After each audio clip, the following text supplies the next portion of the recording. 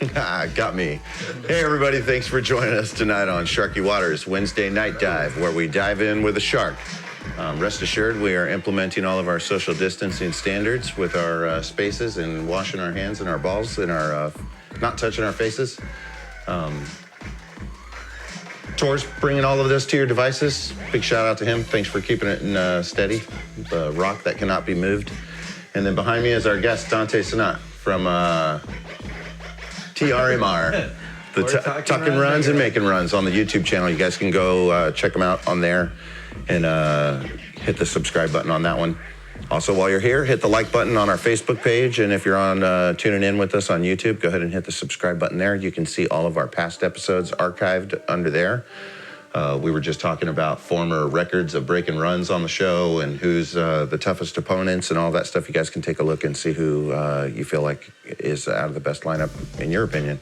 Hard to say in a lot of scenarios, but before we dive in, I wanted to do a shout out to our sponsors because that's what brings the program to you. It's Harold Prine from Prine Custom Cues. He's got me shooting with the Optimus Prine carbon fiber shaft. It's a little bit longer than normal. It's 31 inches long, so I'm a tall guy and that fits me. But whatever size person and human being that you are, whatever vessel of body that you're driving around in, they'll have a size and a parameter and diameters and tapers for you to take a look on that stuff at PrineCustomCues.com. And then there's Tipsy Tomato, our faithful local bar that's still open and doing to-go orders. It's also Fred's birthday, so he's the owner. We want to wish him a happy birthday. Special shout out and a special thanks to him for all the help and contribution that you do on the show. I've been starving all day, so I'll probably put in the classic pizza order after the show and have some food here. Tor's giving me the thumbs up on that one, too.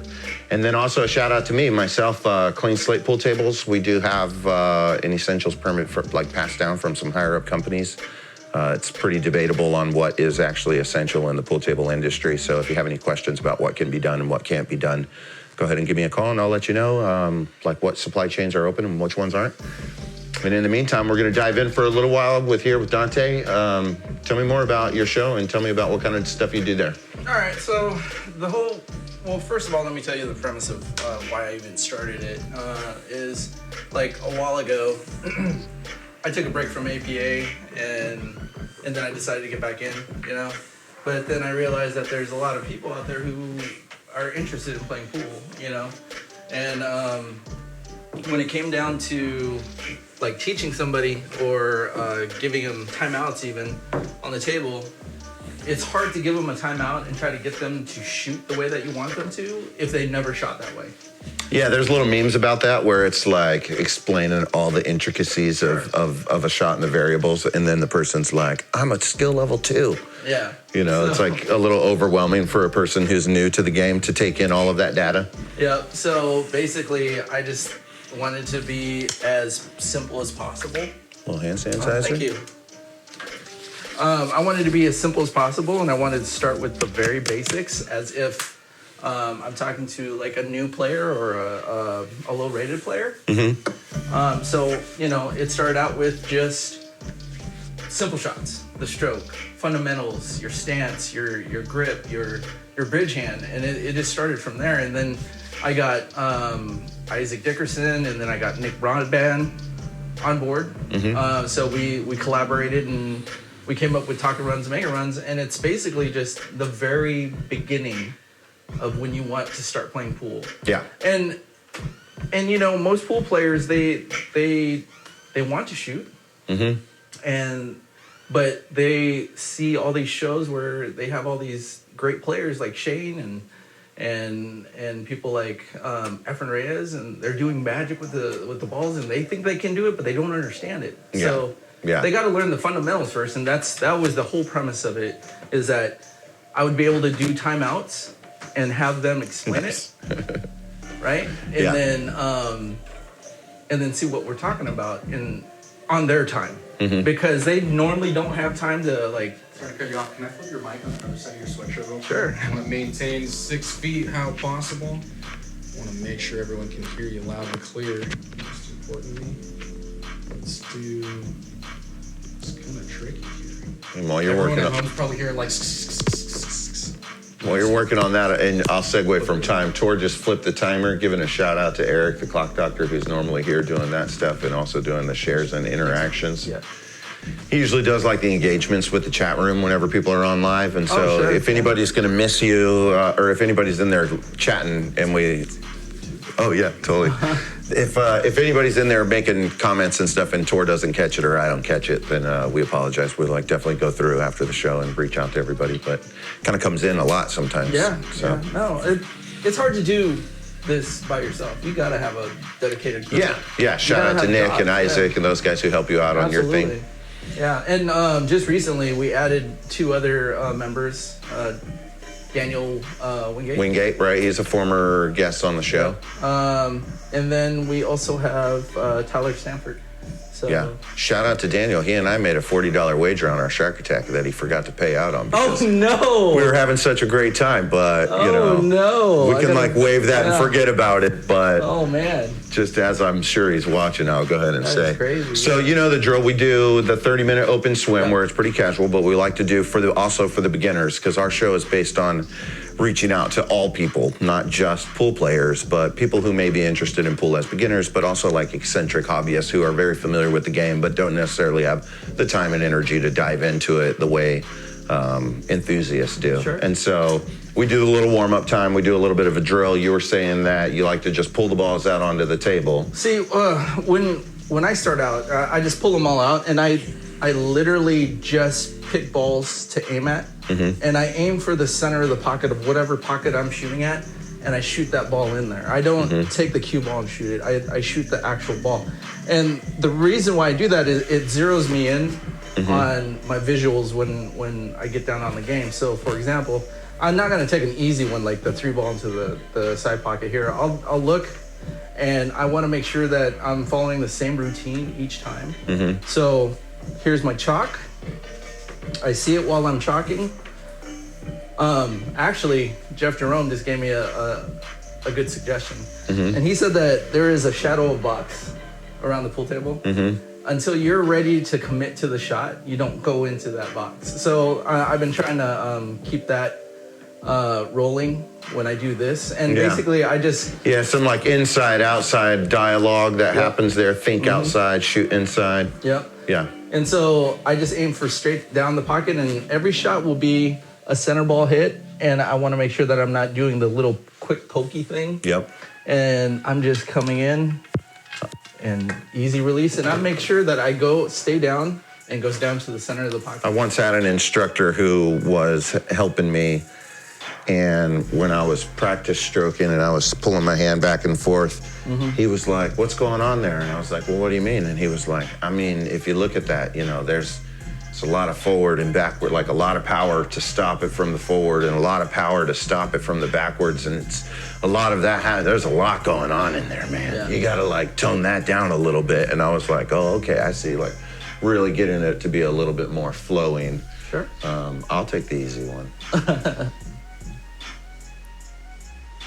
We've also been working on the timing of our backstroke from the forward to backstroke. There's a Mark Wilson lesson that you can watch. And it's got a lot of valuable information about the quantifiable number of the amount of time from your backstroke to your forward stroke on pros, that most of them have the exact same amount of time. And so you got to kind of get 2 seconds in there. It's 1.4 to 1.9 seconds is the sweet spot. Right. And so there's a rhythm to it all. So this is a good drill for practicing that too. I also relate this to, I play golf as well. Because when you do your swing, your swing is not pure if you have any kind of deviation from the momentum and tempo that you have when you're doing your swing. So when it comes to this, I try to keep the same momentum. I also try to be mindful of how far my bridge is, because I know there's a sweet spot for that for me at least. So where I lose accuracy if I'm too far back. So for this. And I also try to do pocket speeds because I don't want to slam this in. I just want to make sure that I'm making good contact in the center, and it goes down to the center. And once I get that, You're talking about the bridge hand, your bridge and how far the distance is. To the beginners, the bridge is, for one, the distance from my front hand to the tip of my pool cue. Yep. That distance here. being my bridge, but it is also my front hand, my bridge hand. And so you can open bridge or close bridge and all of that. And so for one, we got to figure out what feels best about how long is your bridge, and then also how short is it, which one feels good, and then also how far away are you from that ball, and subsequently, like how far are you from the inside to the table and the outside of the table. This could seem like a pretty silly drill to just go around shooting balls in, but if you're really with your mind and you're with your intentions, and our show is like really based on intentionality and like putting intention to what you're trying to do, that if you focus on all of those things, there's so much to focus on besides just pocketing the ball in. That's like the rewarding part, you know. Don, can I make a request? Yeah. Can we turn this new neon light thing on that you just got? Yeah, totally. Check this out. We just got this yesterday. Oh, very nice. Fancy. Yeah. You know, we actually, on our Facebook channel, or Facebook page, we actually are trying to figure out what logo that we're going to have. Of course. So we've put out a couple different logos, and one of our followers designed one for us. And I think Nick is putting it out on Instagram. Yeah, Instagram. And it kind of looks like this a little bit, except it has TRMR, and then it says what TRMR stands for, and then a pool stick. It's pretty cool. It looks like that. That's what it reminds me. That's pretty cool. That's awesome.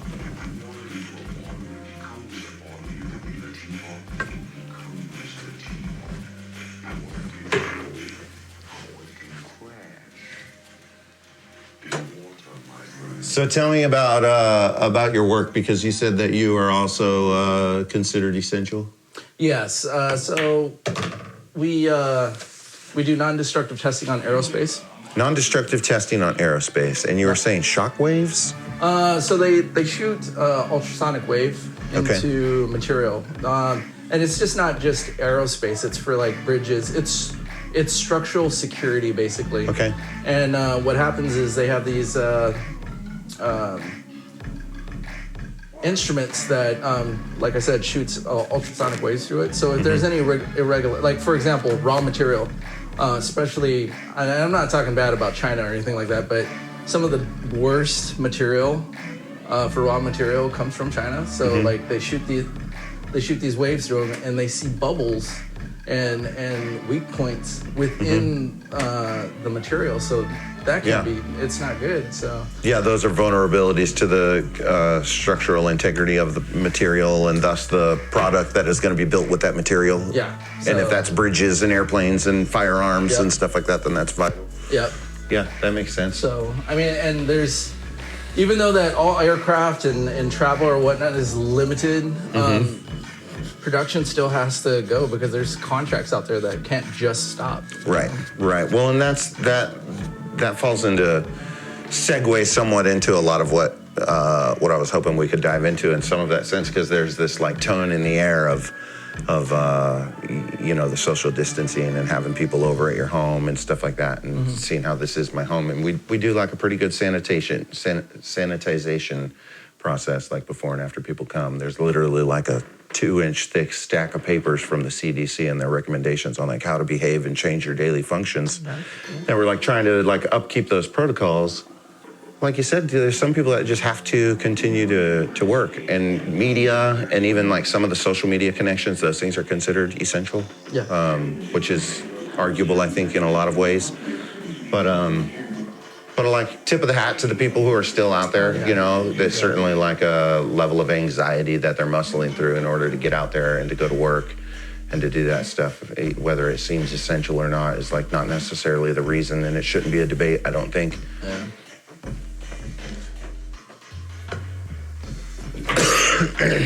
Excuse me. Of course, everybody knows that I'm not coughing because I have corona. I'm coughing because I indulge in the cannabis culture here in Washington. Yeah. Another thing that I like to do is just like if I'm measuring out banks because like when you, at least the way that I've learned how to do banks is that I got to know how to kick first. Like I got to know how to figure out how to what's my measuring, and I start out with just hitting a ball. instead of like putting the cue ball and then shooting it. Yeah. Because I got to know where that's at and how to measure those. And this, same thing. You just measure it out, Yeah. So. Yeah, try and bank one. Yep. Okay, so talking about, this is a big jump, but I'm going to go ahead and make it. Talking about the structural integrity of certain materials and how you could inspect the integrity of that material, segue into the material and the integrity of the material of our individual cells in our bodies and our immune systems. It's like the conversation at hand is the coronavirus. And a lot of the reasons why Tor and I continue to hold our ground in maintaining to do the show when we best can is because we're trying to advocate a world of solution and promotion of turning our backs on fear and turning not necessarily in logic in that way. And so there's an element of I just wanted to check in with some of the things that we can be doing that it's not being suggested on all of the mainstream avenues of step outside, even if it's just on your front porch and indulge in some sunshine and get some vitamin D and to eat properly, make sure that you're not indulging in too much sugar. Sugar is definitely like an agency that will lower your immune system. And all of that stuff boils down to what the mechanics of your microbiology looks like, your biome and your microbiome and peptides and, enzymes. And those things are all triggered from, what you do on a daily basis and what you're exposed to all the time. And so if you're just at home and you're hunkered down and you don't have the opportunity to go out and do your regular league routine or do your regular workout routine, that stuff's been like a struggle for Tor and I because the gyms are all closed. Yeah. That you've got to lean in and focus on the things that you can work on, similar to drills and times, and, you know what I mean? Way back to the basics and fundamentals. Well, me and Gwen, we have incorporated, a workout routine because there's, you can't stop. Especially if you're programmed to do that, to get out there and get physical. Right. Now, can I share my opinion about this whole Corona thing? Yeah, let me just go ahead and say into the camera that none of this is medical advice, and this is not the advisory of your, to take the replacement of your doctor's professional opinions, but. Yeah, go ahead, fire away. Absolutely, and this is solely my opinion. I'm gonna run some balls while you do it. Yeah, do it. Solely my opinion. I think that unfortunately, this is a wake-up call. Really. Mm-hmm. In what sense? Well, the other day I was thinking about this, and you know how people always say that cockroaches are very resilient. Of course, they're the only ones that'll survive a nuclear attack, all of that. Yeah, exactly. Yeah. No matter what we come up with to get rid of them, they adjust. Mm-hmm. What if we were the cockroaches and nature or God or just some being decided to say, you know what, we need Mother Gaia, Mother Earth, if you will. Some population control.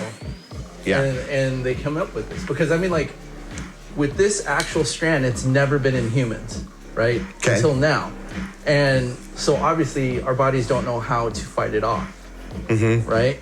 And it looks like it's attacking mainly the elderly, right?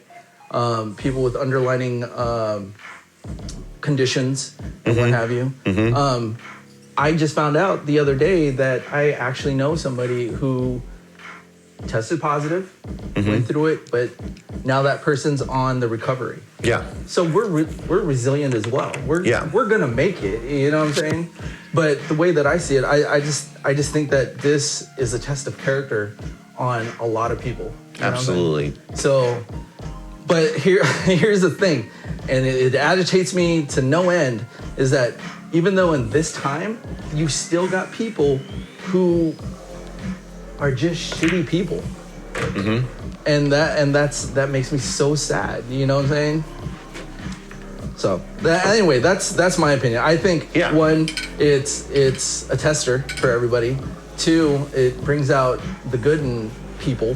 I think it's definitely highlighting like what cloth people are made of. Sure. You know, there's some people that are like not panic buying because they've been poor and they know what that's like and they know how to use their resources and pull together. And then there's some people who don't and they're freaking out. And I think that goes all the way up the ladder. You know what I mean? To the controlling political parties that I think a lot of people were bigly surprised that Bernie Sanders backed out of his campaign. Oh yeah, today. I heard about that. That's like pretty big news for anybody who was following that and had their hopes held in any one particular candidate. That's like a big one. He had a lot of people holding hope in there, and so there's a little bit of now what kind of mentality, but perhaps he truly is looking at how much time he has left and how much what he can do and what effects he can be, because he's supposedly been the most genuine of options and the most loyal to his past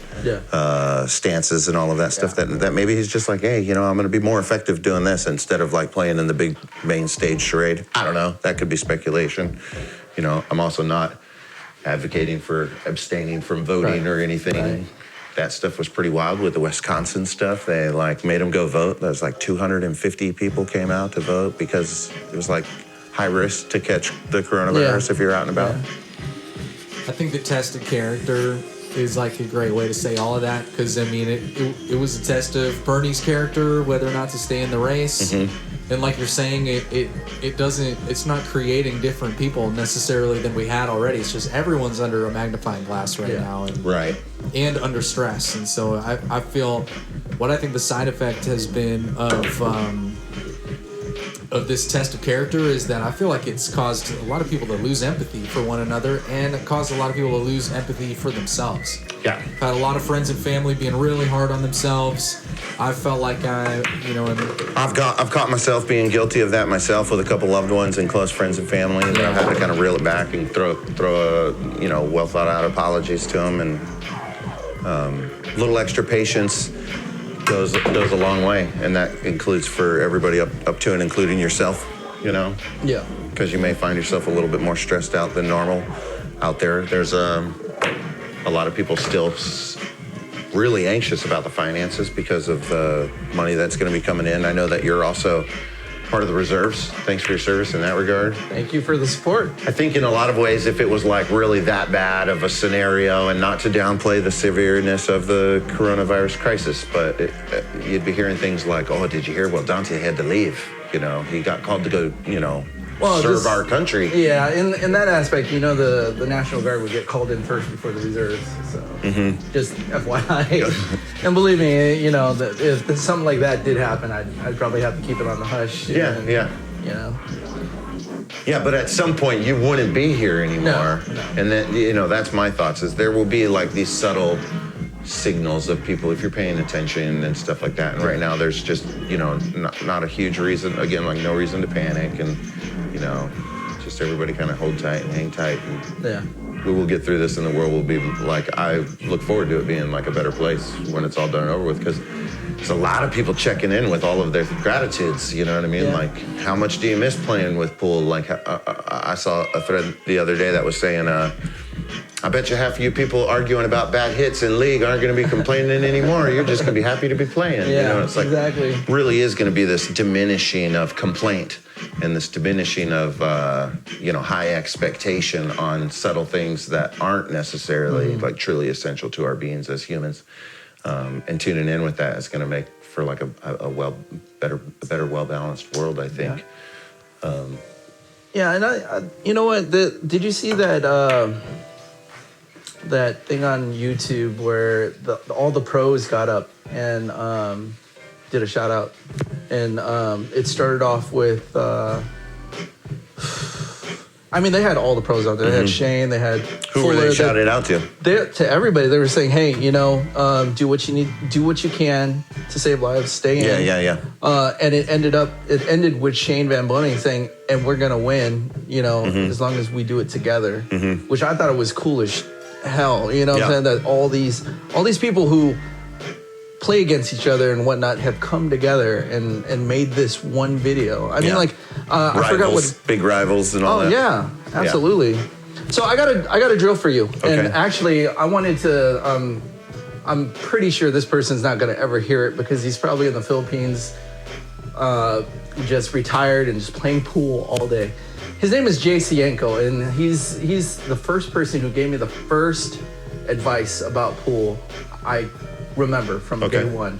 And he said to me, if you can put a remote control on that cue ball, there's nobody that you can't beat. And I was like, oh, I don't understand what do you mean? And he goes, do this. And I don't know if you've seen this or not, but he set a ball off the rail, about a ball, on the first diamond on each side. And then the 8 ball is the last ball that you hit, relatively right there. And then he put the cue ball. And Dom, I want you to try this. You hit either one, get shape on the next ball to get down to the table on the 8. Got it. And he said, this will work on your control. And he said, if you can do this consistently, you're on your way. Yeah. I would have liked to have been like right here, but.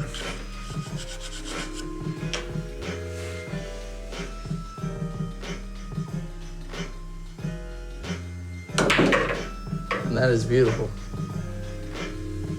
Awesome. Yeah, thanks. Perfect. Yep. Here, let me set it up. Will you try it? I still have here trouble on the with diamond? It. Yeah. Diamond one and ball diamond? onto the, yep. And 1 ball out? Both of them on the same. There you go. Got it. And then this one half Yeah, right the there. trick is getting that first little angle. Yep. Absolutely. So what I try to do is I hit this with center, come off the rail, come out right about there. You wanted to come up higher, didn't you? Yeah. Yeah, I did. Ooh, I'm nervous now that I have to do this. Yeah, that's how the show goes, man. There's a lot of weird angles to it. All right. It's pretty straight. Hella straight. But you know what? Adapt. We'll make it work. This is where all the practice should pay off. There you go. Ooh, that was almost an Efren Reyes shot. It's pretty good there. Hey, thanks.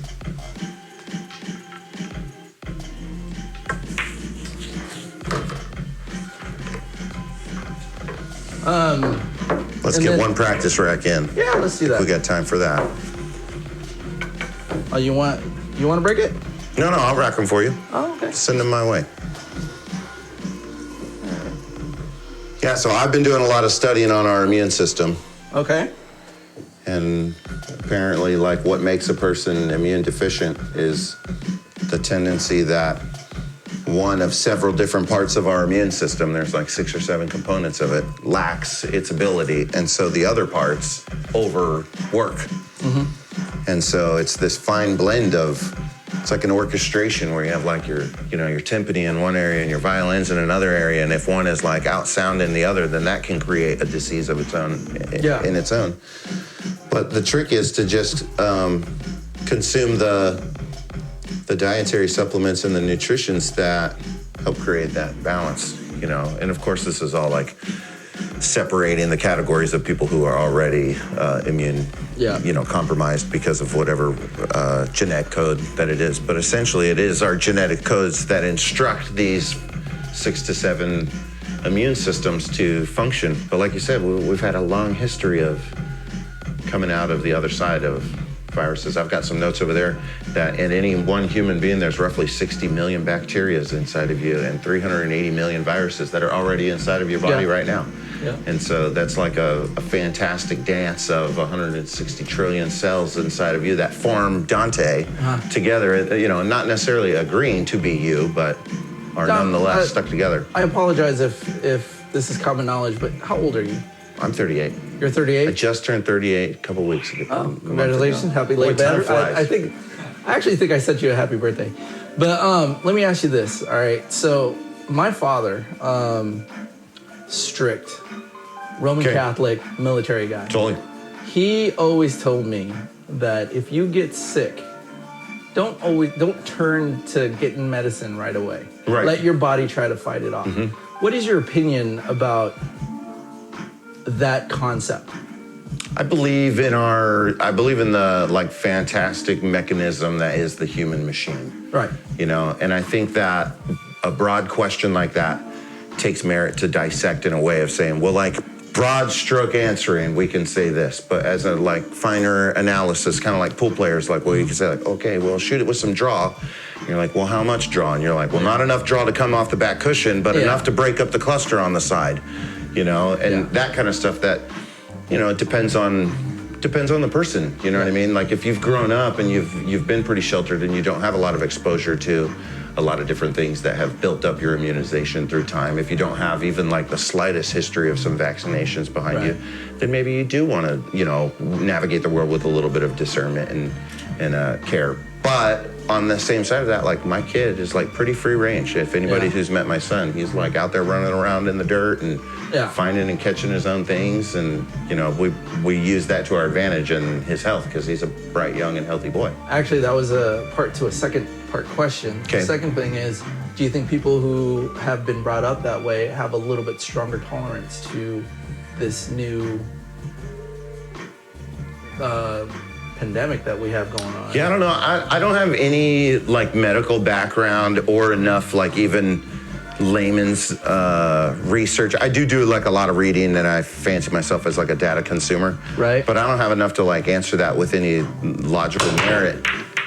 What I can say is like outside of the physiological implications and gains that might come from being a free range kid, I think that there's some like psychological stuff that happens there that would lend over, and not necessarily that correlation is causation. But I think that if you can trust your kid to ride his bike to the corner store, and everyone knows my son is only 4 years old. He's not riding his bike to any corner store, but this is a rough example. But if you trust your kid to go to the corner store and buy himself some bubble gum and come back, and you know, not say speak to strangers or get in the car with anybody like that, then he's also going to have like his own dexterity to like remember to wash his hands and you know, to do those things that are things that we should be doing regardless of how strong your physiology is or not. So yes and no. Is that a way to answer that? I gotta piggyback off of that if you guys don't mind, and shout out to Juanita in the chat room.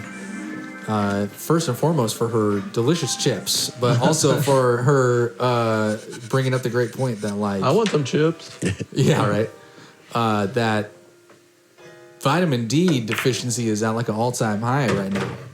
Yeah, see, and that's vitamin D is the vitamin that it's obviously a vitamin, but what that means is it basically gives your body a genetic signal, and what that genetic signal does is to create a peptide called cathecildins. Cathecildins are basically like little bullets. They're basically like tiny white blood cells that travel through your system, and they literally penetrate the wall bodies of bacteria and pathogens that aren't supposed to be there. And so without that vitamin D, you're gonna have like some issues on identifying that. I was talking about the different structures of your immune system. I got the notes here. There's your your adaptive system is basically what creates the antibodies, and that's like what will go and kill the negative stuff that's in your body, in this particular case, the coronavirus. But there's also the innate immune system, and that has like a purpose of communication to other parts of it. And then there's the inferno immunity, and that's like to interrupt that communication so that it doesn't be able to continue and to spread. Yeah. So there's like a lot of different elements that happen there. And again, if one side is failing, then the other one's trying to compromise for that. So that it might be like, if your speed is off for the day, then you got to like shoot more jump shots, or you might have to shoot more bank shots or something. And that's not necessarily going to lead you to success, but it does have these ways of compensating for that. But there's still like an ideal route, and there's an ideal way to attack the agency. And so if you can get in tune with that, and what's, you know, again, like this is not medical advice, but my recommendation is like for some higher doses of vitamin C and some higher doses of sunshine. Yeah. Because I can almost like feel it, especially living up here in the Pacific Northwest. I don't know where you came from, but I grew up in Texas. So like that seasonal depression is a real thing around here. Big time. Are you from here? I was born in the Philippines. My dad was in the Air Force, so we traveled a lot. Yeah. And but he retired here, and I went into the military through here, so decided to come back here because my parents are here, and I'm an only child. So in our culture, it's very important to take care of our elders. So I can't be too far away from them. So No, I super admire that. I'm like Latino in my background, and it's like very much the same in that way. And despite people's tendencies to call me white, I don't necessarily accept that in a cultural sense because there's some huge deviations between the terms. And one of them is definitely like how the senior citizenry is treated. Ooh. That's why I don't do that. How's mom and dad doing then? Oh, they're doing great as far as Good to I hear. can tell. I've tried to, because they are a lot older.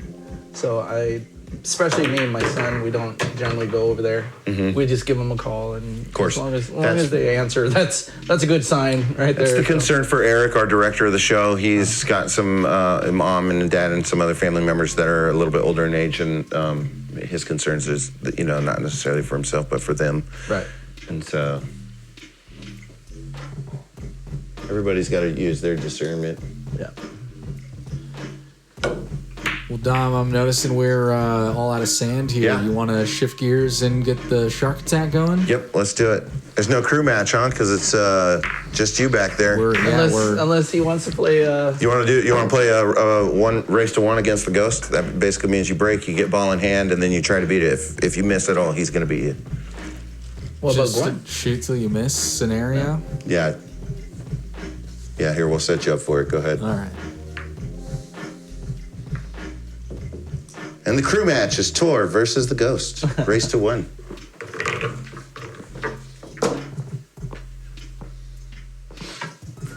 So this is what the pros are doing too. That's what everyone's doing on the live streams right now. All right. So depending on how well you play reflects like how good you are. Sean Lewis can play the Ghost up to 10. Oh, sure. Okay, so even though you made that, you still get ball in hand right now. So basically, he just has to run this. Yeah. Nice.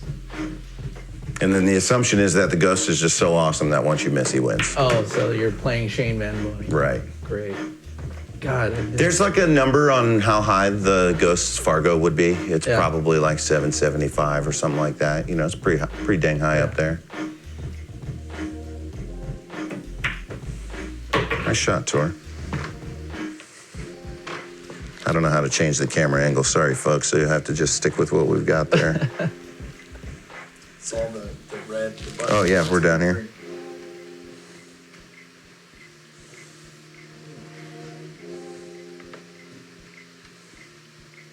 So if I miss this four, it's over basically, right? Yep. Dude, the ghost is good. Yeah, dude, the Ghosts don't mess around. I'm pretty sure the Ghost didn't get you at that spot, though. Nice hit, bud.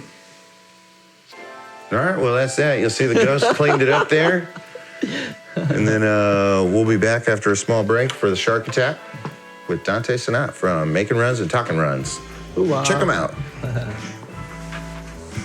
All that and more when we return on Sharky Waters, The Night Dive. Thanks for tuning in.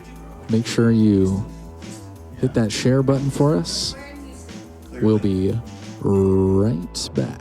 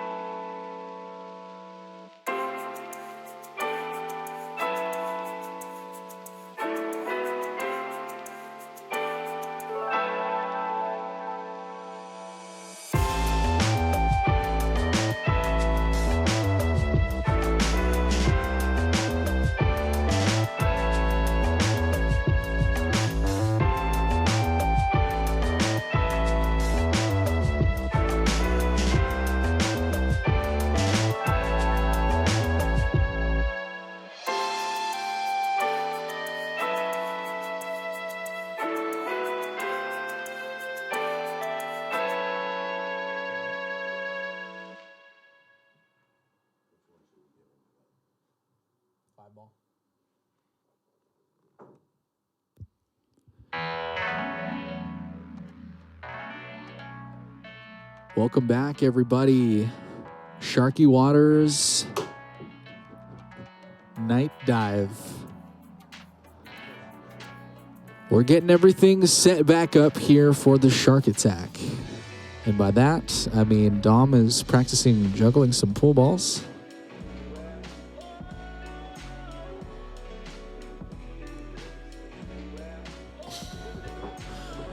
Dom was pretending he was about to throw one behind his back. Feeling pretty glad he didn't. It's hard to say that would end up the way that he hoped. But of course, that's not why we're here. We're here to watch a 9-ball race to 7. Our host, Dom, against our wonderful, talented guest, Dante. The rules are as follows. The first person to win 7 games wins the set. As we said, 9-ball race to 7. You got to have a legal shot. That means the cue ball has to hit the object ball, and one of those balls has to touch a cushion.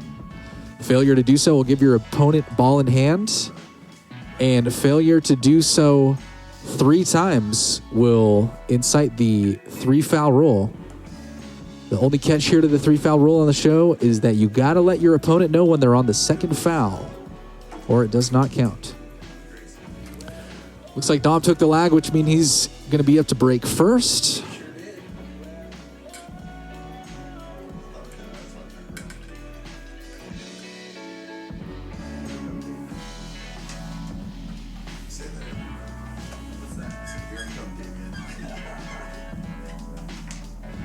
We're seeing some interesting projections in the chat room about what people are expecting. I'm your producer and co-host, and in lieu of Cassandra Bryant, who is home taking care of her dear son Logan, hoping the best for them too, I will also be your Shark Attack commentator tonight. Really interesting matchup here. Dom versus Dante, not only because their names both start with the letter D, but because these are 2 players that are kind of the sharks of their bunch, if you will. Making runs and talking runs. Hope I'm saying that name correctly, Dante? Pretty close. Is it the other way around? Talking runs and making runs. I'm so sorry. Didn't mean to reverse that on you.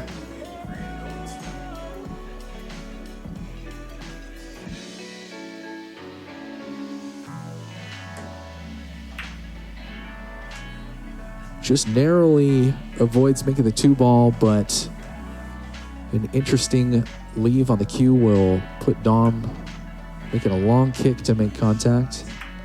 And he gets it to fall with leave on the 3. What a move by Dom.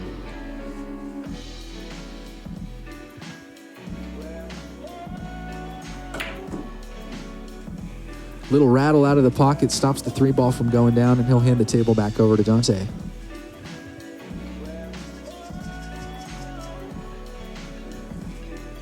Lots of talented people in the chat room tonight. Shout out to Michael Darling and Christopher Morphus.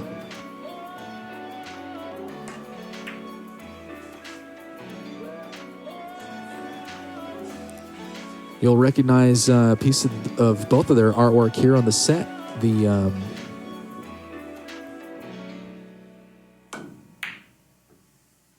big print of the shark in the back of the room, and lower right of the pieces of artwork on the center wall, you'll see Frank Sinatra piece done in a graffiti style by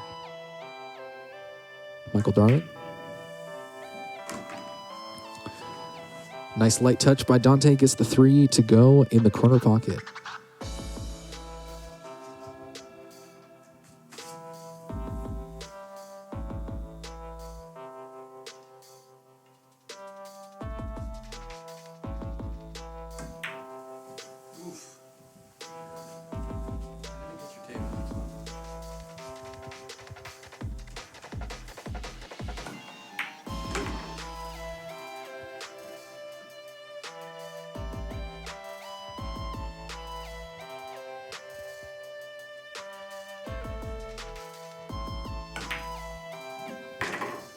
Six ball in the corner pocket, looking at the 7 now.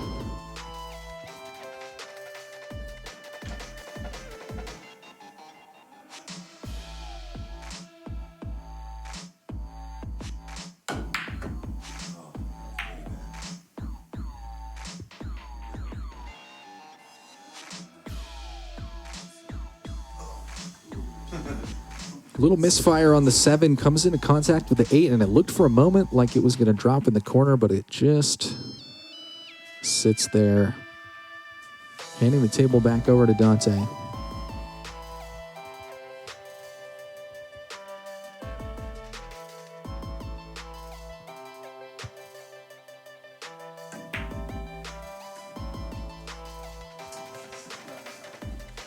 Big shout out to Juanita in the chat room, who's saying that artists are essential. We couldn't agree with you more. We're big supporters and big proprietors of art and creativity here on the show.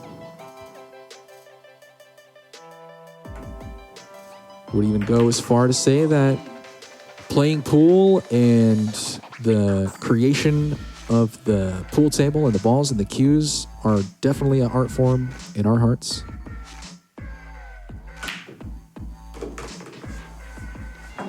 Dom one rails the 9, gets it in the side pocket, giving him an early lead here. 1-0 in the Shark attack. Nice out by Dom. That'll mean that he's back up to break.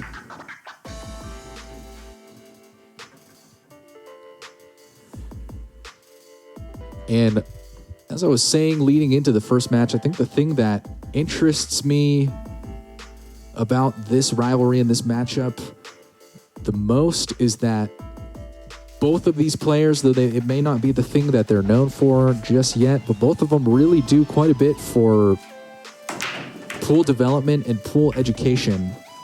And as we saw in the open swim, just countless knowledge about drills and exercises that both players have learned themselves from mentors and passed on to their mentees. Dom opts to push here after the break.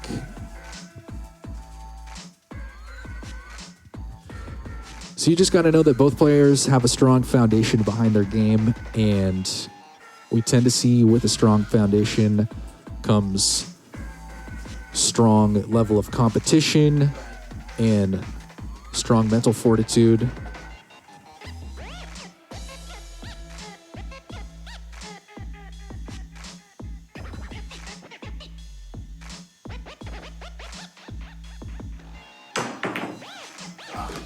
Nice contact on the one with the jump, but unfortunately the cue ball scratches. So he'll be handing ball in hand over to Dante.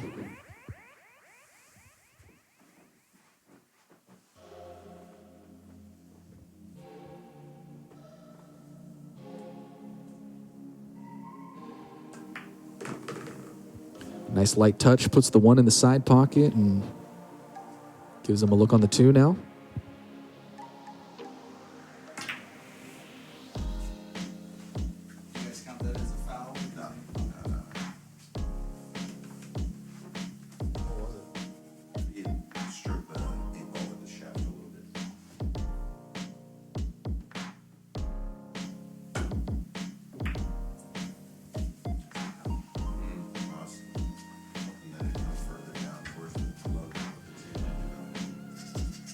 Little Massey gives Dom some contact with the 2 and pushes the cue ball down to the end of the table.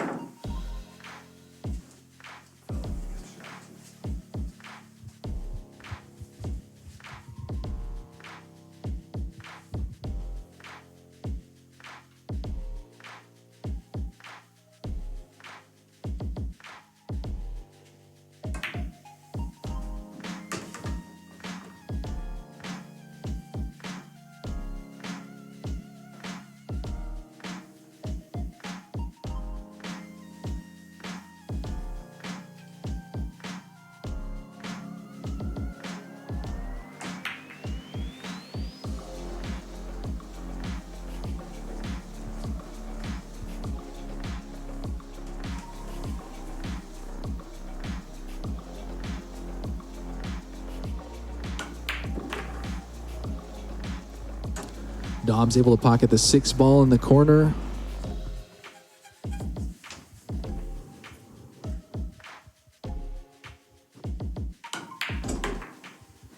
And the 7 ball in the opposite corner. Nice leave on the 8.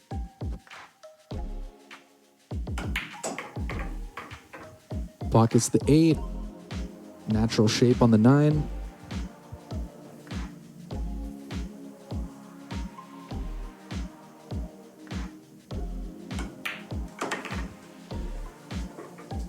Pockets the 9, and that puts Dom up 2-0.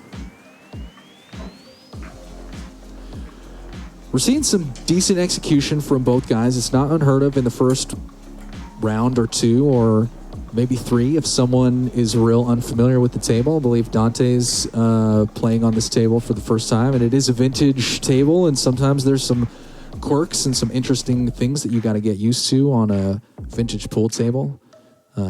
Myself personally, I fancy myself a pretty good guitar player, and I know that the same quirks when you're talking about handmade things with wood and metal pieces comes with the territory of having something nice and old.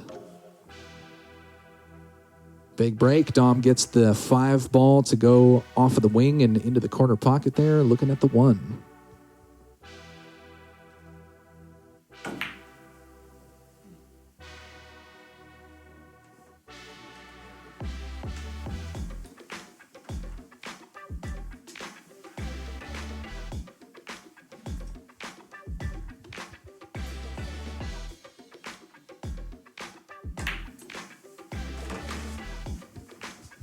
Dante sends the 1 down in the corner pocket with a look at the 2 in the opposite corner.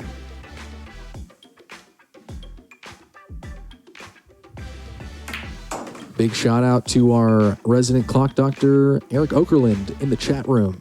Eric, hope you're staying healthy and having a good time and staying happy, and best wishes to your family and especially your dad.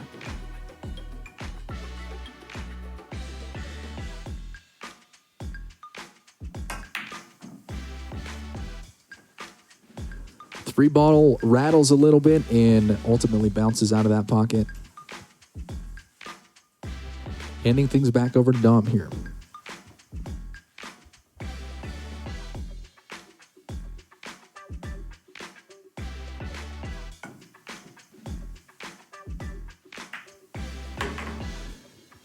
Big kick around a lot of object balls, and Dom's able to get the 3 to fall.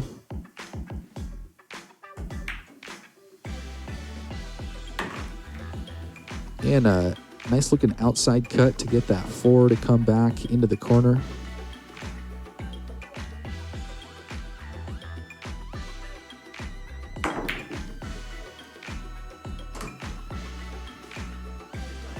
Looked like we were maybe going for the side pocket and got a little lucky bounce off of the rail.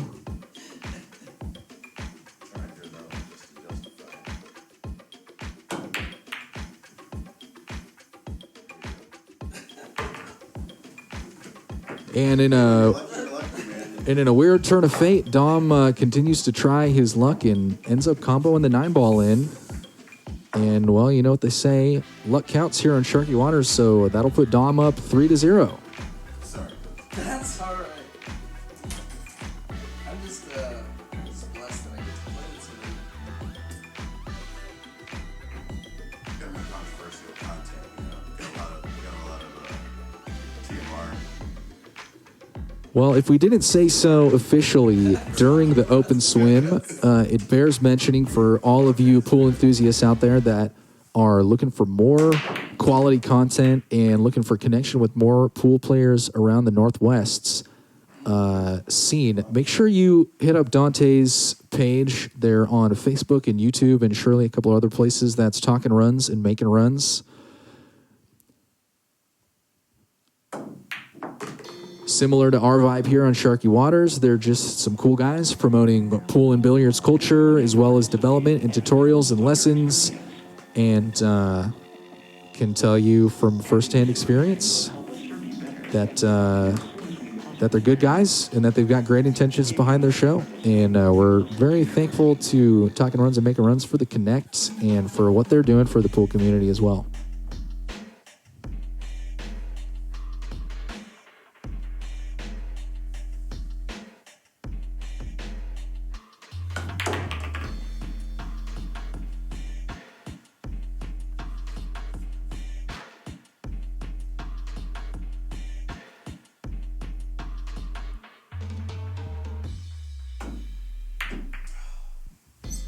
Little awkward double kiss off of the fin there causes that 4 to not go down for Dom.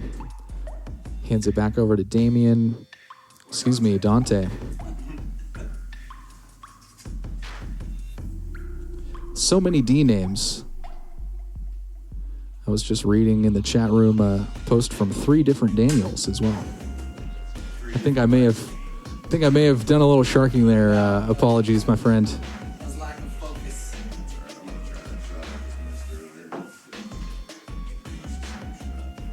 Awesome. Thanks to Eric for plugging the link to the Talking Runs and Making Runs Facebook page.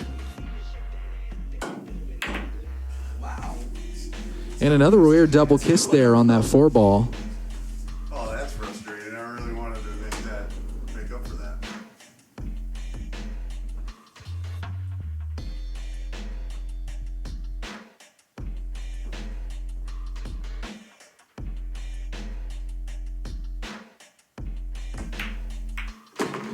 Nice combo off of the 8-ball there by Dante.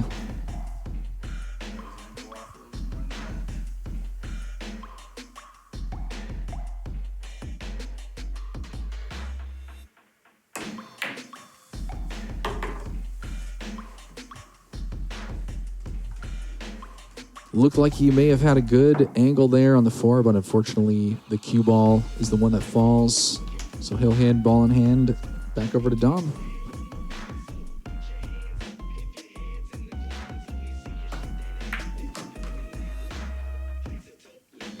Four ball goes down around 2 rails to look at the 5.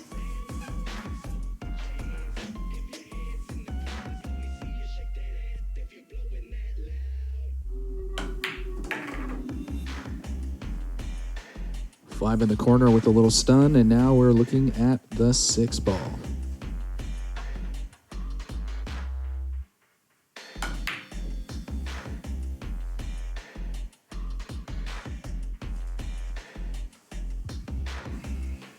Little off target in that corner pocket there, so he'll hand it back over to Dante. We would love you to post about your experience.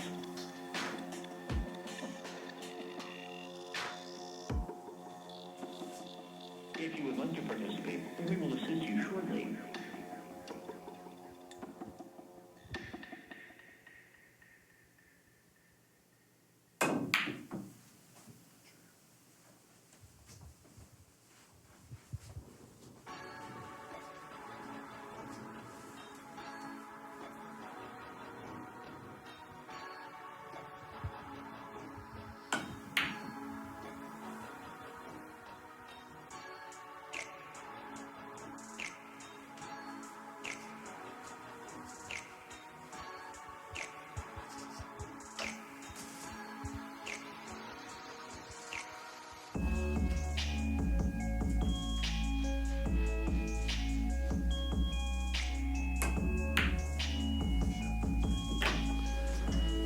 Great back cut off the rail to go into the corner.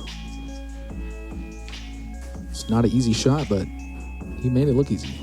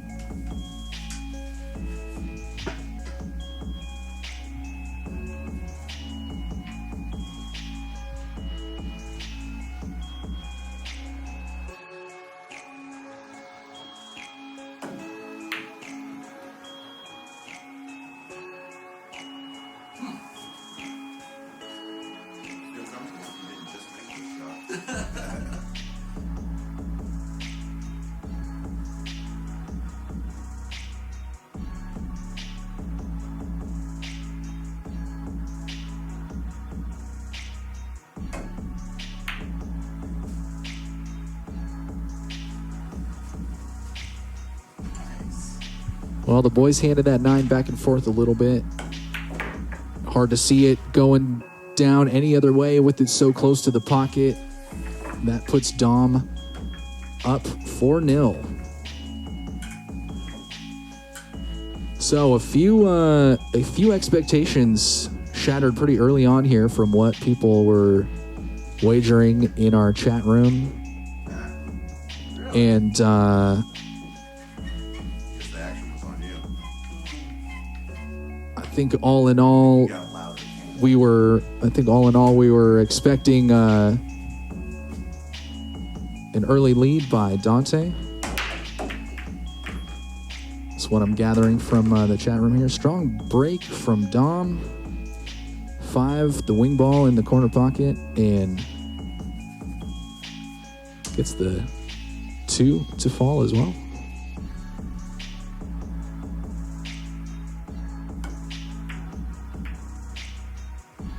Narrow cut on the 1, but doesn't quite get it to fall. So with all that being said, anybody, if you want to update your wagers? Darren in the chat room to answer your question. We are local players here in the Pacific Northwest in the greater Tacoma, Seattle area. But we are featuring players from all over the Northwest and beyond. We've got a few fans and players from the East Coast, from the Midwest area as well, that we have plans to have on the show, of course, which were momentarily thwarted by the gathering bans and some airport closures. But as soon as we're back on schedule and everyone's not trapped in quarantine, we're going to be featuring players from all over the nation and soon to be all over the country as well. We are connected with some friends up in Canada as well as some friends in Mexico, and myself, I've got some pool playing buddies out in Europe that are interested in coming on the show, and so the sky's the limit, as they say.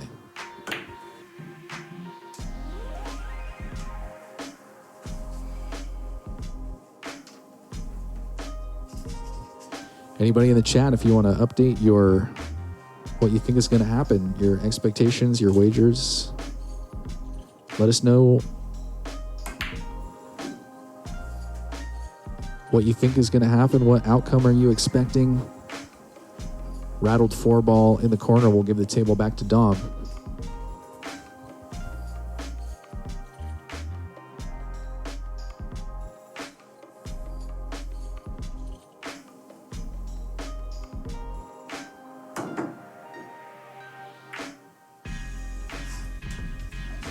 Big Z-bank attempt by Dom, and he makes good contact with the 4, but ultimately was off target. Dante back up to the table now.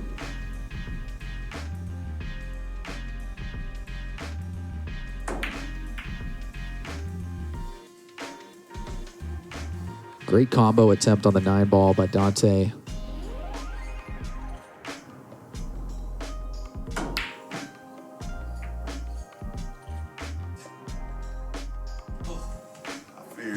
Yeah, why not?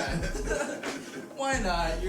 I was gonna make you pick your toy, but You're 4 ahead of me, so you can take those shots. Let's see if I can get it. yeah, hell yeah, now's the moment.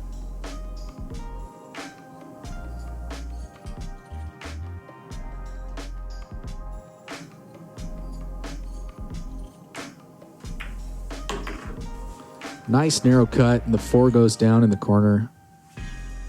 It's a good looking shot by Dante.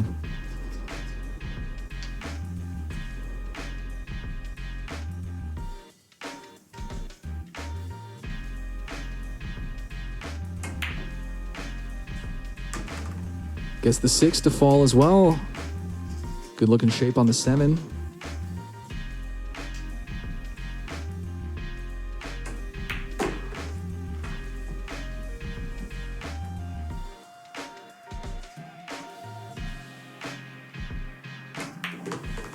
And that's a clean looking out. Dante's on the board now, 4-1. As they say in the pool hall, we've got action. And then hopefully because we're in a TV studio. We'll put some cool effect on that in post, some echo or something. We've got action. Here on Sharky Waters. We don't have the echo box here at the studio yet. Have to fake it for now. Dante up to break.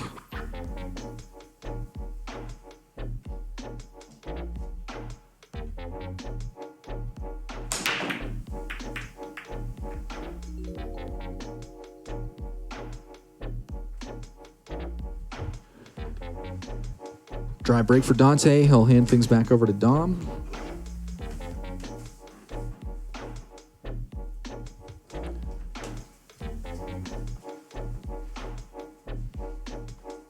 Looks like Dom exercises a push here.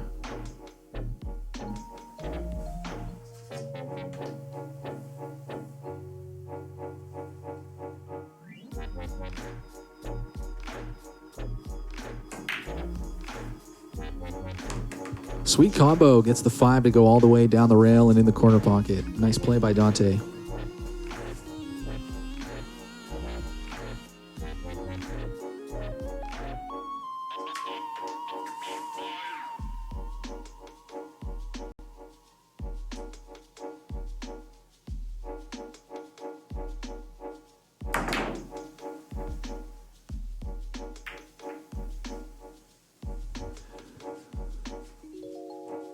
Little off target by Dante. We'll hand it back over to Dom.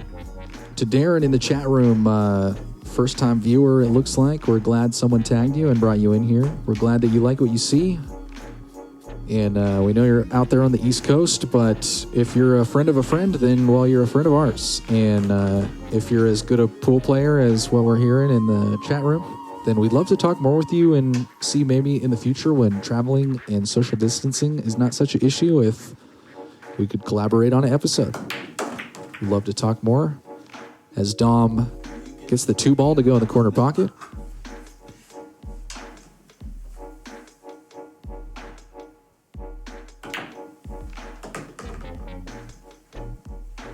Some more love from the Talking Runs and Making Runs guys in the chat room. Thanks for watching, fellas. As well as thanks to our friend Warren Bingham for tuning in.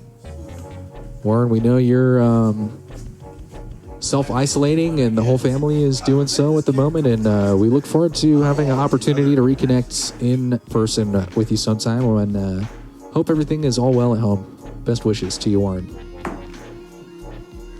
Dom makes a big bank and good contact with the 6.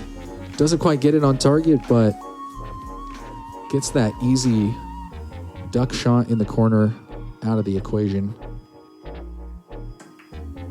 Or so I thought. What a soft touch there by Dante. Gets the 6 to fall, but the cue unfortunately goes around and lands in the side pocket, which will put the ball back in the hands of Dom here, looking at the 7.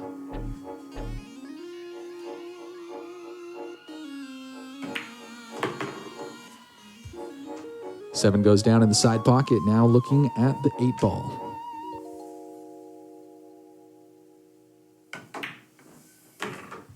Eight in the corner, good look on the 9.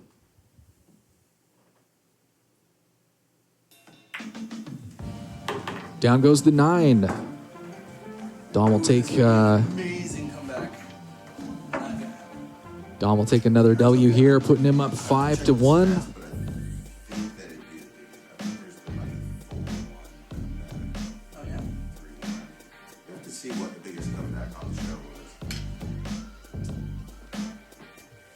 Got a discussion here going about what the biggest comeback in the show was, and I'm pretty sure Someone rallied one time. I believe there was a 4-0 and someone came back to 3, and I believe you went up to 6, and then I believe he ran out the following 4 in a row. And you have the correct number of balls on there, Dom.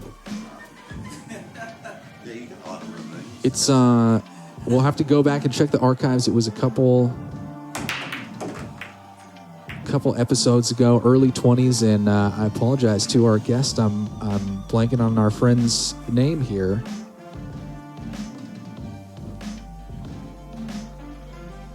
But well, the takeaway is that there's definitely some exciting matches here on Sharky Waters. And it's Sharky Waters for a reason.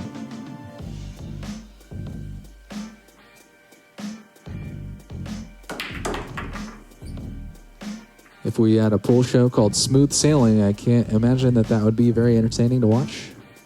We're here for action, most definitely.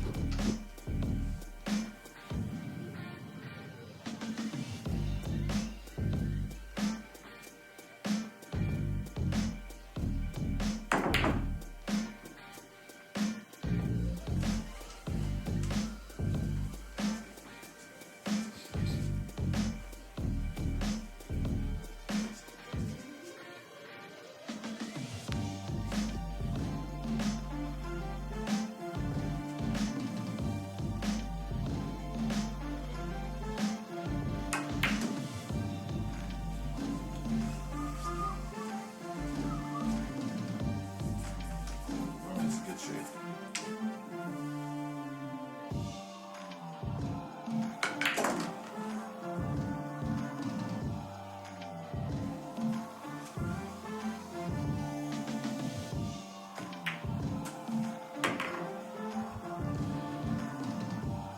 Down go the 3 and the 4 in the hands of Dom. Looking at the 6 ball now.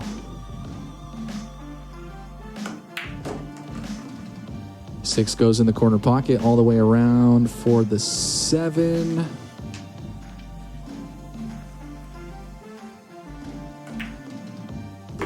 Not quite the leave that he wanted, but he was able to work with it. 7 goes in the side pocket. Now we're looking at the 8.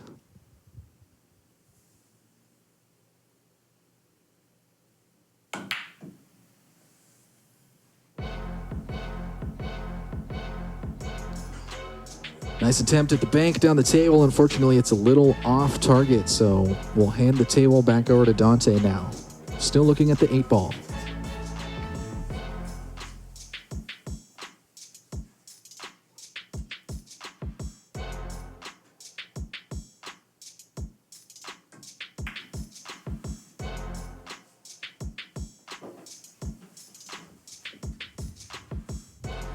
Little rattle of the 8 in the pocket there will give things back over to Dom. Doesn't quite get the leave on the 9 he was hoping for there. We're going to have to get creative.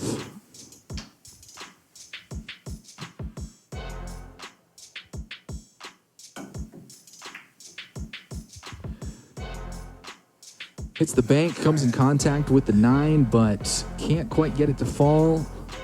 Maybe Dante will have better luck here.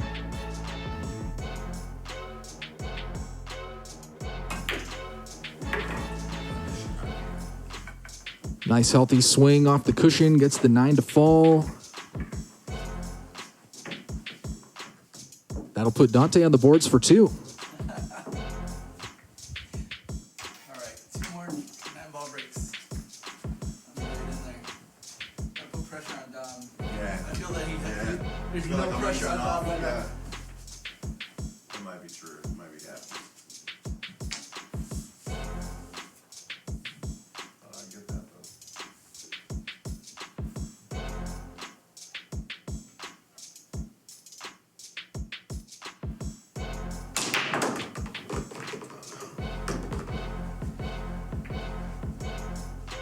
Big break, but unfortunately the cue ball goes down.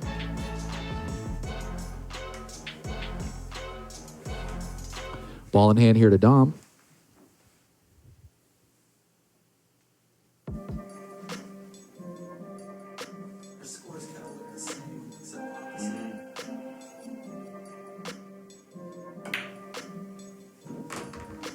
Two goes down in the corner, looking at the 3 now.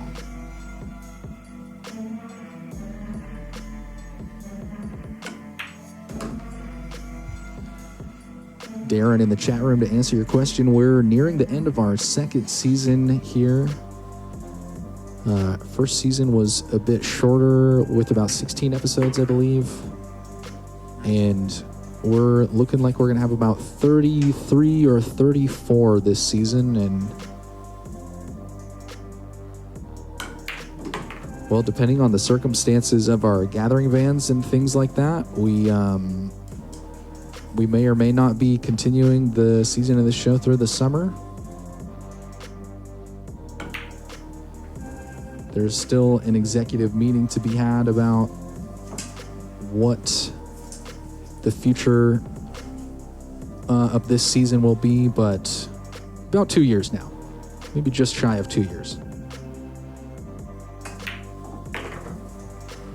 6 rattles in the pocket, but it falls that time for Dante. He's looking at the 8 in the corner. Nice soft touch, gets it to fall.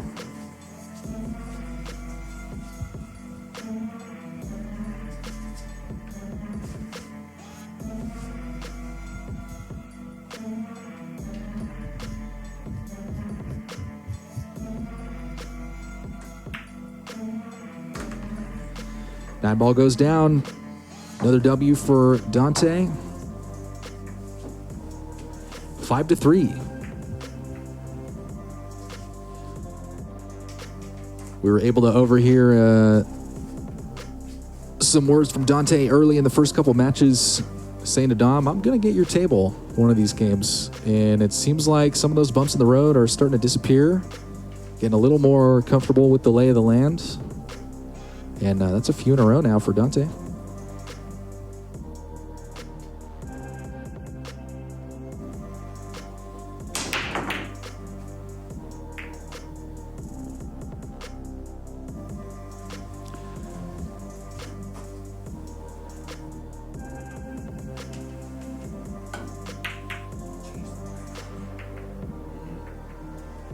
Clever, right? Is that the newer ones that they have on there? It's made out of more like. Yeah, but it's from like 2018. It's an older new one.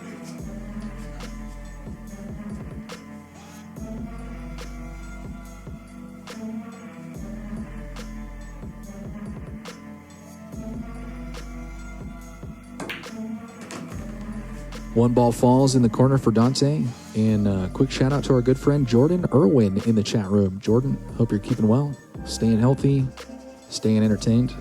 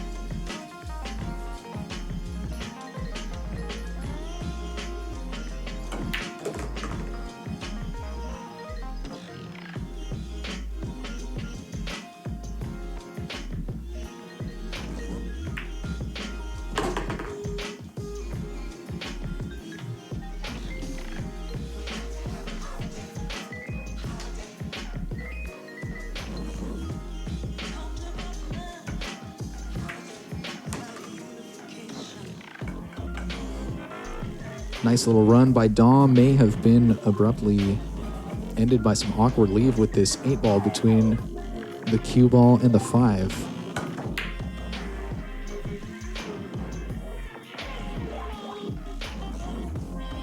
Great attempt on the multi-rail bank there. Sends it back around and narrowly avoids falling in that pocket. That's a good attempt.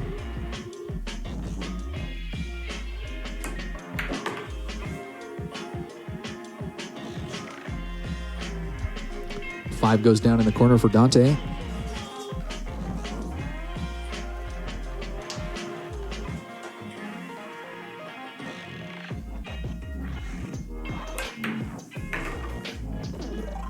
As does the 6. Little kiss off of the 8 ball. Looking at the 7, which is awfully close to the 9. Dante surveys the situation here, trying to decide what the best plan of action is.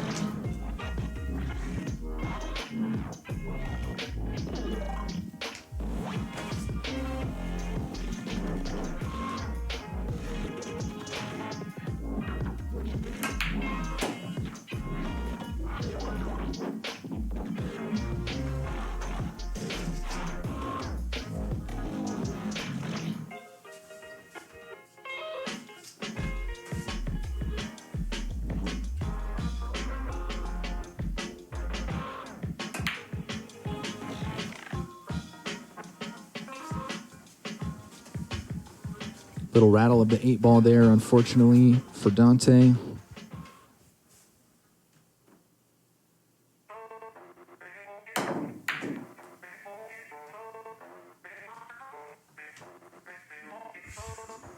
And same for Dom, narrowly misses the target there.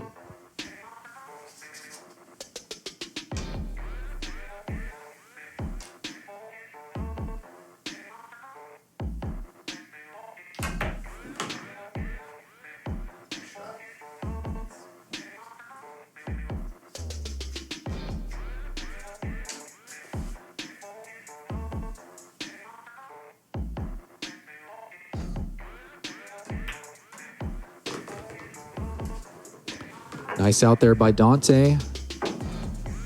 Giving him a couple wins in a row here. Picking up the pace. 5-4 now with Dante back up to break.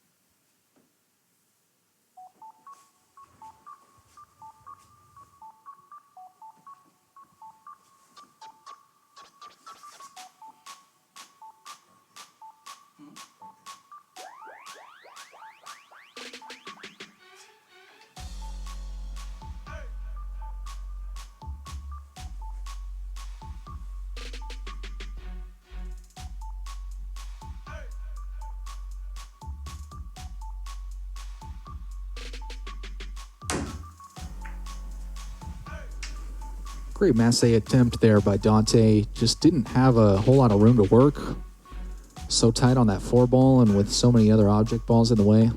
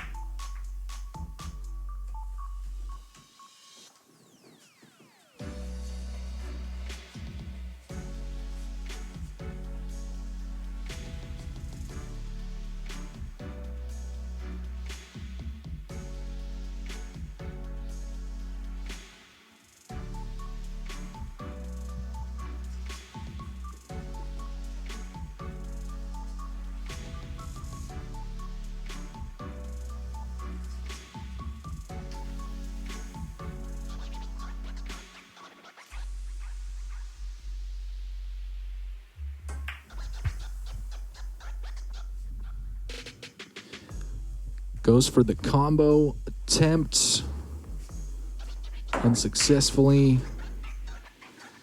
Dom tries to return the favor. Also unsuccessfully.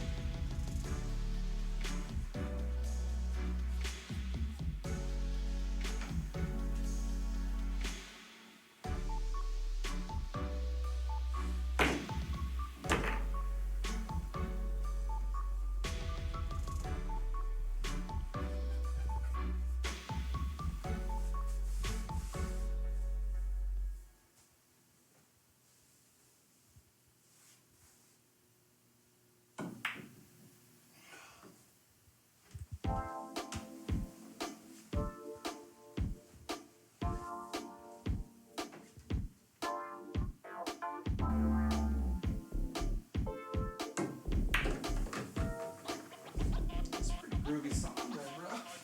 You come up with this? Yeah, this is all my music. Nice. Thanks, man. Download it.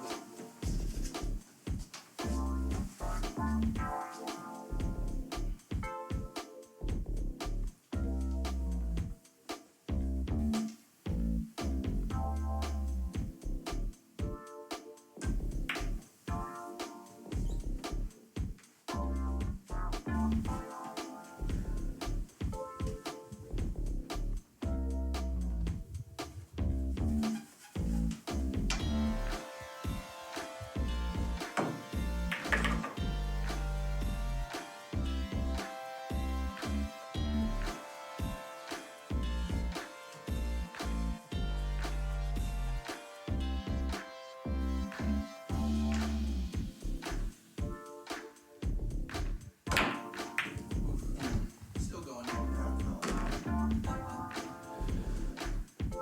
Nice lucky bounce puts the 5 in the corner pocket for Dom.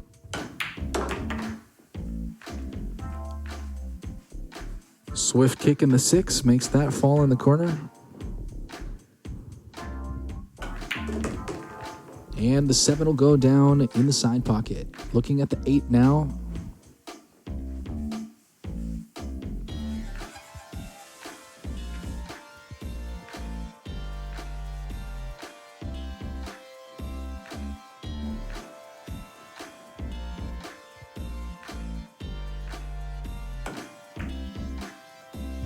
Real soft touch on the 8. Almost got a second touch there, making it fall down, but Once and then he lost once. He's been on twice. shout out to our friend and technical advisor David Lash in the chat room. Something like that, and then he lost 7. Gaming fans out there, you may know David from his live stream endeavors. Talented gamer as well as pool player.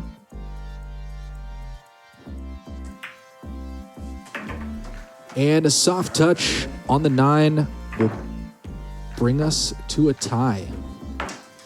5-5. Here on the Shark Attack.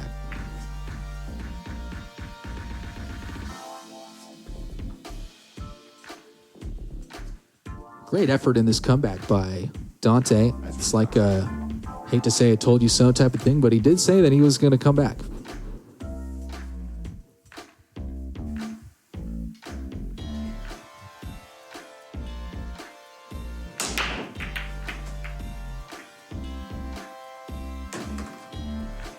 Gets the 1 to fall on the break there.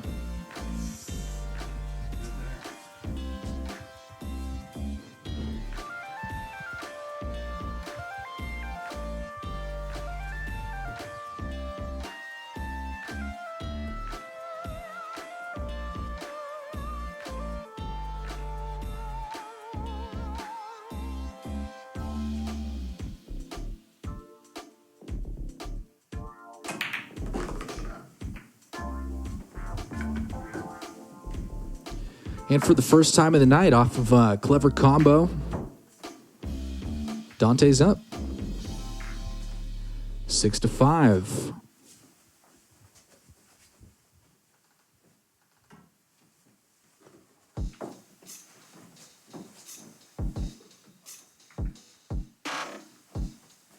Save that for the break clock.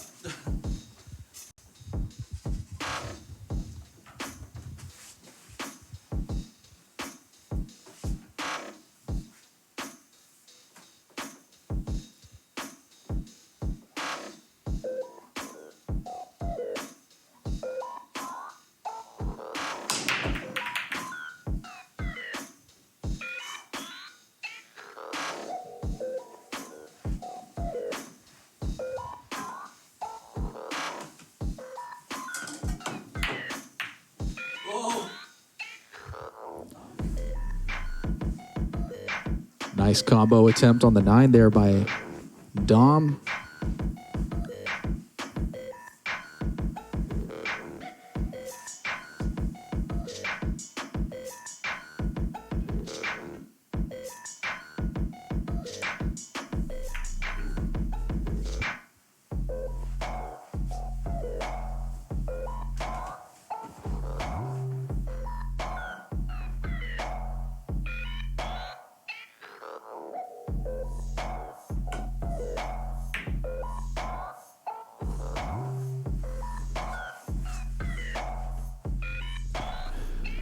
Nice defensive play there by Dom. Tries to tuck that cue ball behind the 3.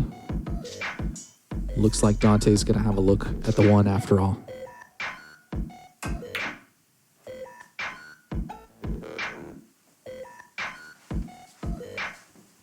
Ends up with a little defensive play there of his own. Locking that 1 ball pretty tight behind the 4.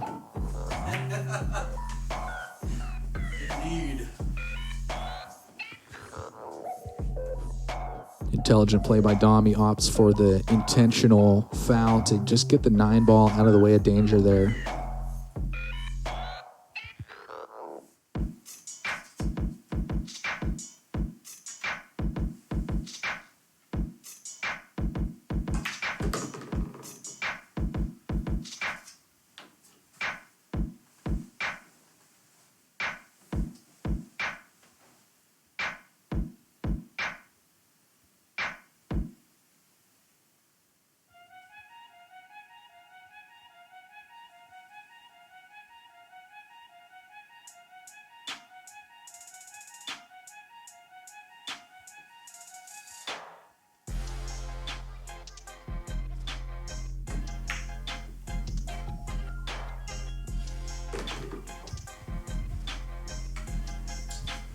Dante goes for the look at the corner. Narrowly misses and unfortunately scratches.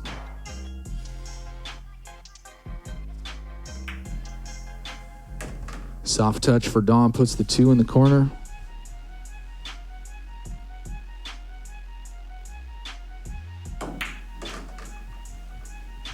Continues on to pocket the 3.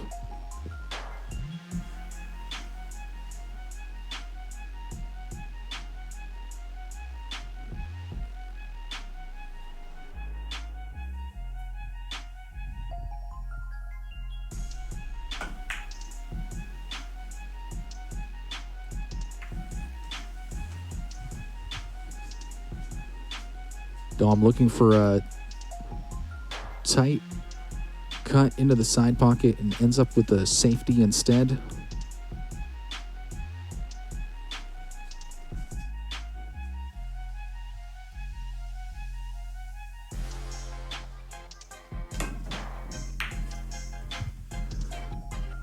Dante looking to kick off of that back rail into the 4, but unfortunately is off target.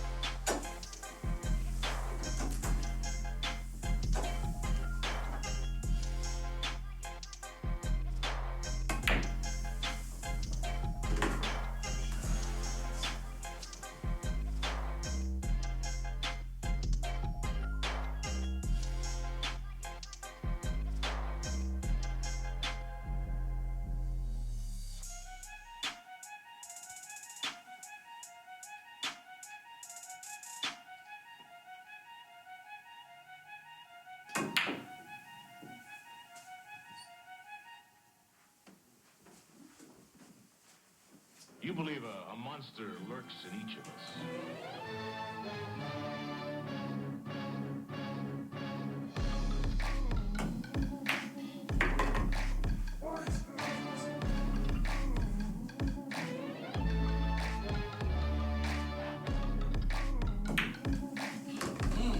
This is it, folks. For all the marbles, we've got a hill match here. This is what Shark Attack's all about. Two top players from the area, bringing their best game to the table, fighting playing through the slumps, hitting those runs, dropping those 9 balls. Dom's up to breakout here. This is going to be the last rack of the night. Winner takes all in this rack. No pressure. That's not true. It's always pressure. It's Sharky Waters. You gotta bring your best game to the table or you'll end up as shark bait.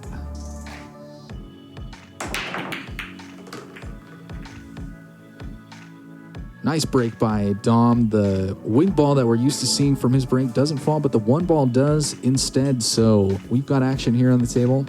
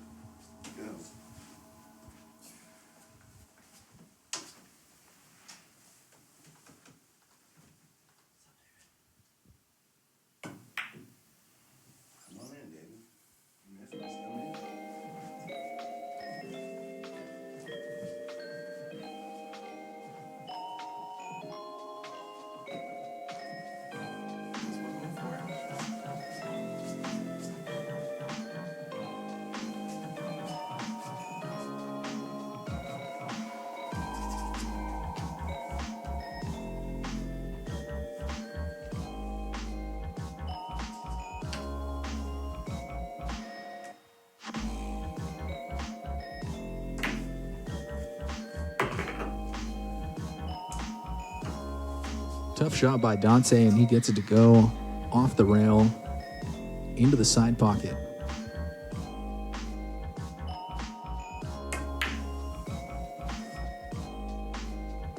Looks to do similar work with the 4 ball. Unfortunately, he's a little off target, so he'll hand that back over to Dom.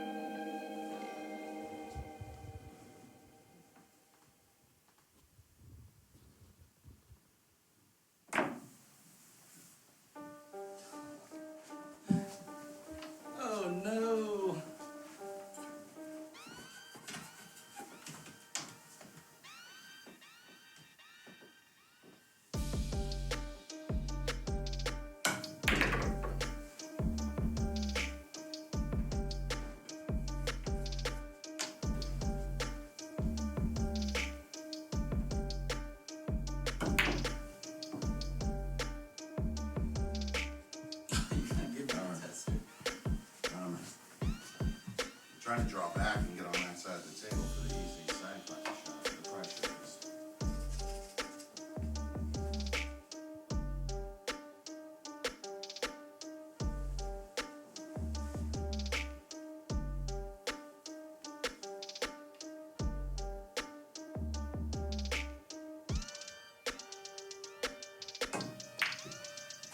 Great shot.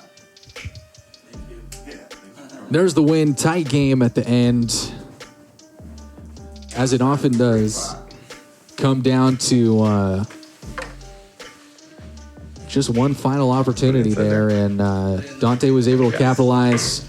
Great work and a big win, and I'm sure some happy Talking Runs and Making Runs fans out there that wanted to see their fearless leader. Well, it's time for the break pot. Dante has taken his $10 and put it inside the treasure chest that's inside another treasure chest. And we'll quickly outline the rules. It's normal break pot rules. You got to run out a rack of 9-ball. Lucky shots, combos, caroms are all good. As long as you make a legal shot, you can keep shooting. And if that 9-ball falls, you're walking home with some cash.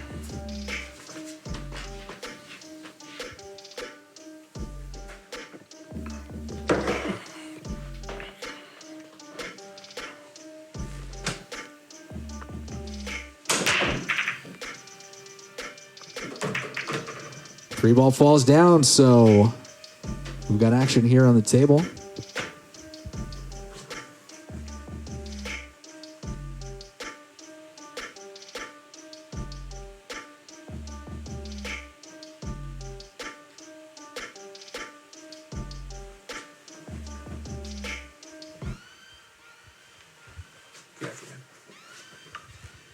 Stupid.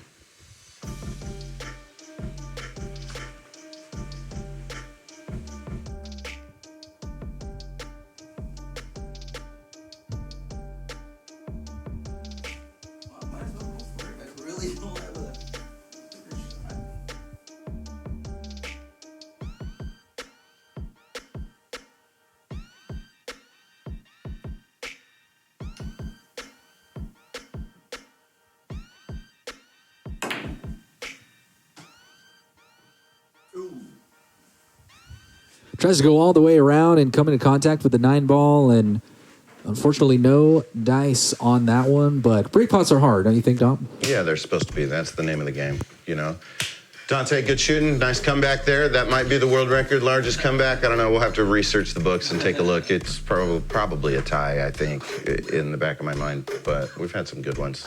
But way to stick with it. Making Runs, Talking Runs. Check them out on YouTube. Check us out on YouTube.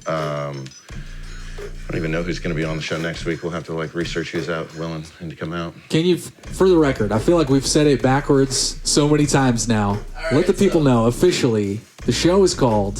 It's called TRMR, Talking Runs and Making Runs. I want to say special shout out to Nick Broadband, Isaac Dickerson, Daniel Wingate, and Tyler Stafford. So That's the guys bringing you. mention my boys in there. So. Yeah, that's the guys bringing you that content. And shout out to Cassandra Bryant, Eric the Clock Doctor, Tor Casperson. That's the guys bringing you Sharky Waters.